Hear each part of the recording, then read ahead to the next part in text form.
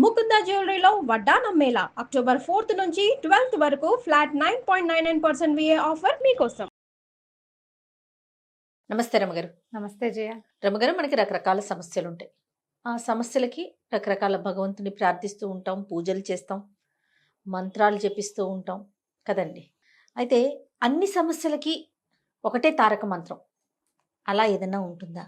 అది ఎవరైనా ఎప్పుడైనా ఎక్కడైనా చదువుకోవచ్చా? ఏంటి ఆ మంత్రం చెప్పండి, దాని పవర్ ఏంటి? దేనికైనా జయ, మనకి ఏదైనా సమస్య రాగానే మనం సమస్యకి సమాధానము సొల్యూషను కంటే దేవుడా దేవుడా దేవుడా దేవుడా దేవుడా దేవుడా దేవుడా దేవుడా మరి అంతే, ముందు దేవుడు అంటాం. ఆయనే కనిపిస్తుంది సమస్య వచ్చినప్పుడు. ఎవరికి ఏ దేవుడు ఇష్టమైతే ఇష్టదైవ ప్రార్థన చేసుకుంటాం. జాతకాలు చూపిస్తాం. ఈ జాతకాల వ్యవహారంలో మీరు చేయండి, మీరు చేయండి, ఇది చేసుకోండి అట్లా చెప్పబడి బోధింపబడతాం. బోధ ప్రకారం పనిచేస్తాం.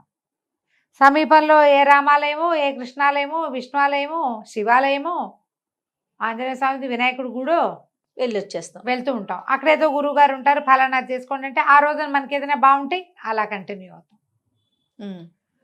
దేనికైనా తిరుగులేని ఒకే ఒక మంత్రం తారక మంత్రం. నువ్వు చెప్పిందే తారక మంత్రము అనే పేరున్నది. ఏమిటంటే రామతారక మంత్రం. రాముడే తారక మంత్రం అన్నిటికీ. ఈ తారక మంత్రం అంటే రెండు అర్థాలు, తరింపజేసేది. ఏదైనా మనల్ని దాటించాలి దాంట్లో. అంతే. ఏం దాటించాలి? ఈ కష్టాన్ని దాటించాలి, ఇవాళ నొప్పి దీన్ని దాటించాలి, ఇవాళ ప్రాబ్లం దీన్ని దాటించాలి, ఏదో క్రైసిస్ దాన్ని దాటించాలి. అది దాటాలి మనం, అందులో ఒక గంతేయాలి.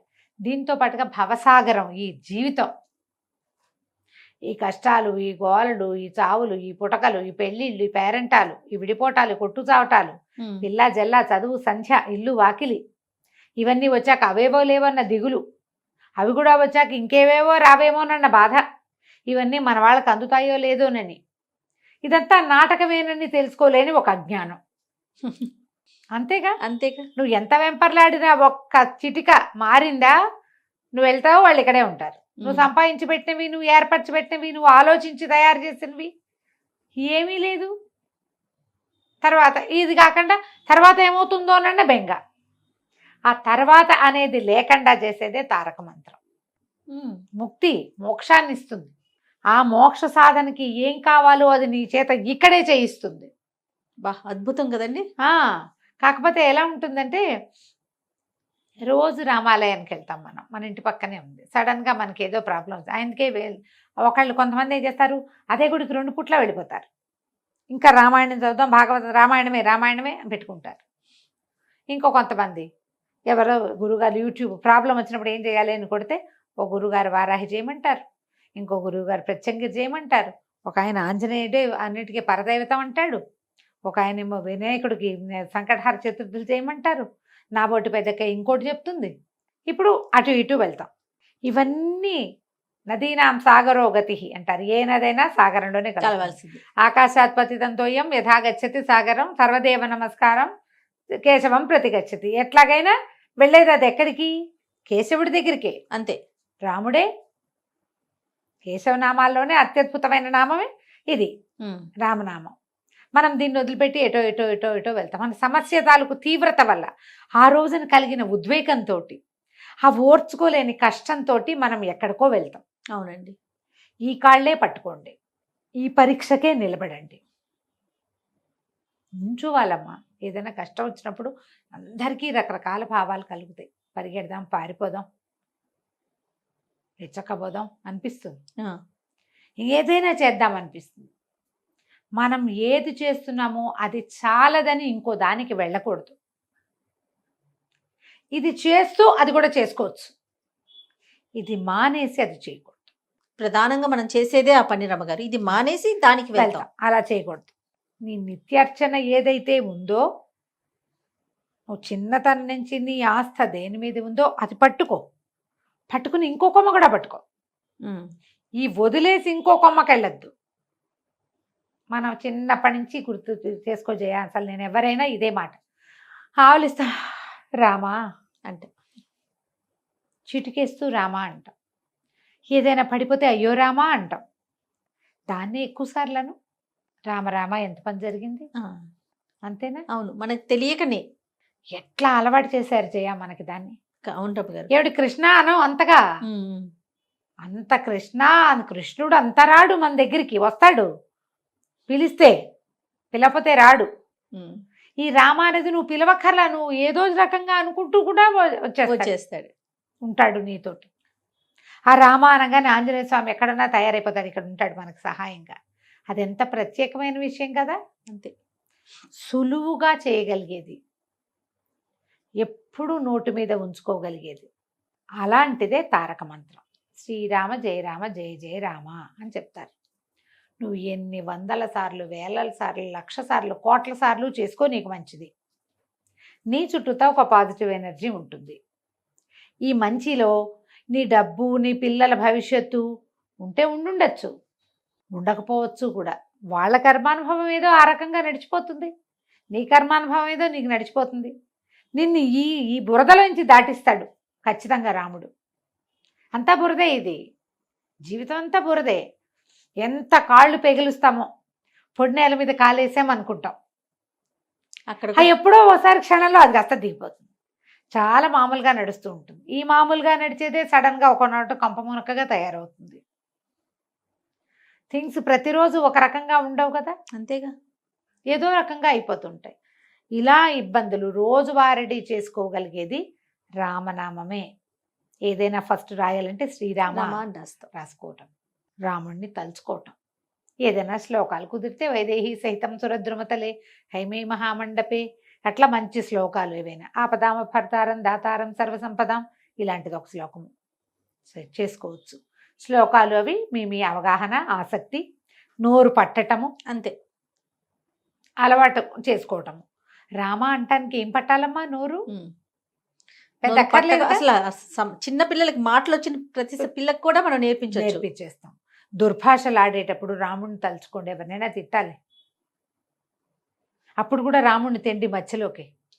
ఆ రాముడు నీకు బుద్ధి అయినా పెట్టాడు కాదేమిట్రా అని, నీకు బుద్ధి లేదనుకుంటా, రాముడు నీకు బుద్ధి పెట్టలేదని చెప్పండి, పెడతాడు. వాడికి కూడా బుద్ధి రాముడు పెడతాడు ఖచ్చితంగా.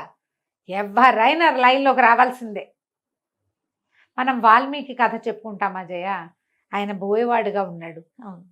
ఈ రామంత్రాన్ని ఆయనకి రామ ఇవ్వకుండా మరా అని తిరగేసి ఇచ్చారని చెప్తారు కథ. అలాగో లేదా తారక మంత్రోపదేశమే జరిగిందేమో ఆయన అదృష్టానికి. 2 పుకిటి పురాణాలు, రకరకాల కథలు జరుగుతాయి. ఆయన రామనామాన్ని పట్టుకుని నారదుల వారితో మాట్లాడాడు, బ్రహ్మదేవుడితో మాట్లాడాడు, రామాయణాన్ని కంటితో చూసి మనకు అందించాడు.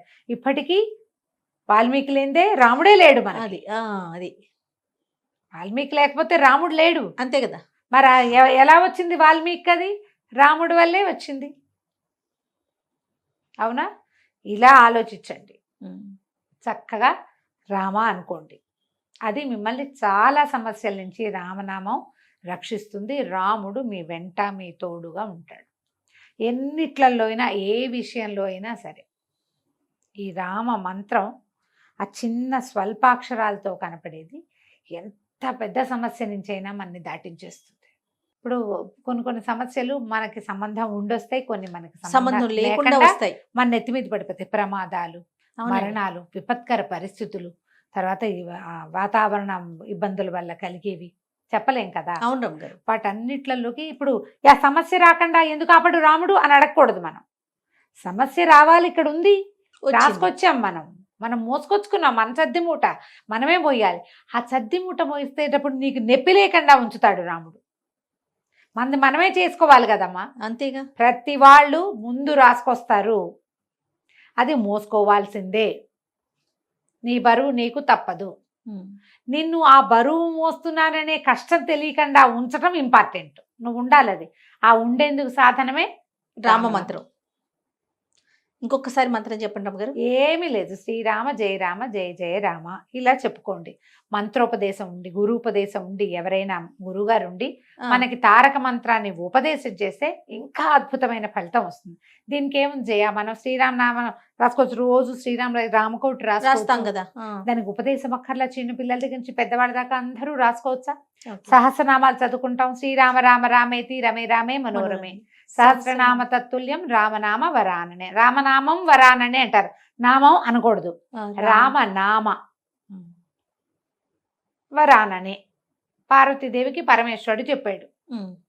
ఈ సహస్రనామానికి తుల్యమైనది రామనామము. శ్రీరామ శ్రీరామ శ్రీరామ శ్రీరామ అనుకోండి, శ్రీరామ అనుకోండి. ఎవరైనా పిల్లలు దండం పెడితే శ్రీరామ అని దీవించాలి. అలా అలవాటు చేసుకోండి. అది మీతో పాటు ఉంటుంది. సమస్యలు రాకుండా ఉండవమ్మా. జీవితం మనం మనుషులం, సమస్యలతోటే ఉంటాం మనం. దాన్ని దాటటానికి నీకు ధైర్యాన్ని, దాటేందుకు నీకు ఎవరినైనా తోడుని భగవంతుడు అరేంజ్ చేస్తాడు. అది చాలు, అది చాలు. రాముడిని పట్టుకుంటే మొత్తం అన్ని సమస్యలకి మూలం జీవితం, బతుకు, పుటక. దీన్ని కూడా ఆయన దాటించగలడు. ఇట్లా ఆలోచించి సమీపంలో ఉన్న రామాలయానికి వెళ్ళడం అలవాటు చేసుకోండి. రోజు కాసిన రామనామాన్ని రాసుకోవటం, పుస్తకాలు లేవు శ్రీరామ్ కోటి రాయటం, అవన్నీ రాయటం నాకు ఇష్టం లేదండి. చేతిలో రాసుకోండి. రాసి చూస్తే నీకు తెలుస్తుంది జయ. మన అరచేతులు మామూలుగా మన చేతులు మనకి చక్కలు గిల్లు పెడతాయా? వేరే వాళ్ళ చేతులు తగిలితే చక్కలు గిల్లు. అవును, నువ్వు నీ చేతిలో రాసుకో, రాయి, ట్రై చేసి చూడు.